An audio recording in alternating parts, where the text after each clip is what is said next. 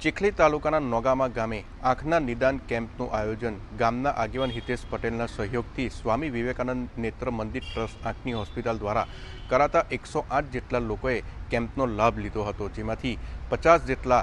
લાભાર્થીઓને આવનાર ગુરુવારના રોજ નવસારી ખાતે ફ્રીમાં વિનામૂલ્યે એટલે એમનું ઓપરેશન કરવામાં આવશે।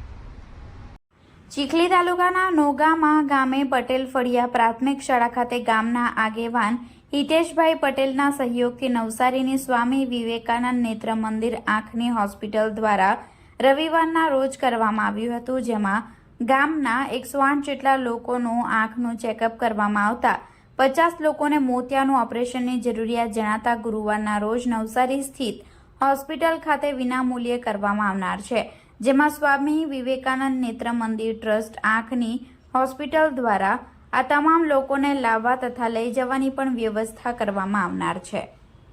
આજરોજ નગામા પ્રાથમિક શાળામાં ગરીબ એટલે કે જે લોકો વડીલો હોય એ લોકો જો આંખનો કેમ્પ બતાવી નહીં શકતા હોય, એટલે કે ગ્રામ્ય વિસ્તારોમાં જે લોકો સિટી સુધી મોટી હોસ્પિટલો સુધી પહોંચી નહીં શકતા હોય એમના માટે